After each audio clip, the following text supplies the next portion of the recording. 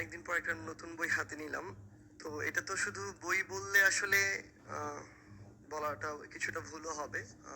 পবিত্র কোরআন মাজিদের একটা সারমর্ম চোখের সামনে।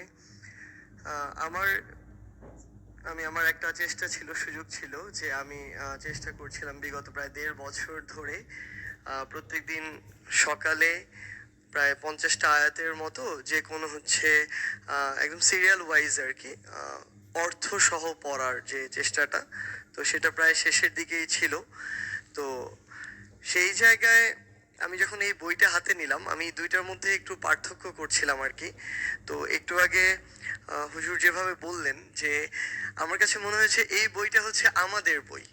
মানে এই অভ্যুত্থান পরবর্তী সময়টা হচ্ছে এমন একটা সময়, এর আগে চোখের সামনে একটা দেশ, রাজনীতি, এসব প্রেক্ষাপটে নেতৃত্বের জায়গায় আমরা যদি চিন্তা করতাম, যে বয়সের মানুষগুলো চোখের সামনে ভেসে উঠতো, এই বয়সটা হচ্ছে 40, 50, 60, 70 এমন।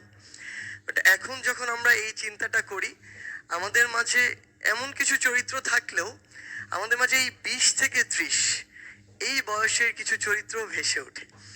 তো এই যে ইয়াং জেনারেশন, আমার মনে হয় এই বইটা ঠিক আমাদের মতো, আমাদের আসলে এরকম পছন্দ।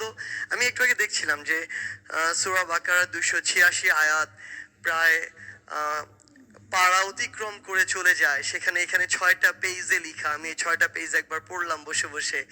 তো আমার কাছে মনে হয় যে একটা সামগ্রিক একটা সামারি আমার মাথায় এখন আছে, মূল মেসেজটা আমার মাথায় আছে। সো আমরা তো একটু ওই যে হুজুর মাত্র বললেন যে আমরা শর্টকাটে একটু অভ্যুত্থানে শর্টকাট ফলো করিনি, বাট এরকম বই পড়তে গেলে আমরা একটু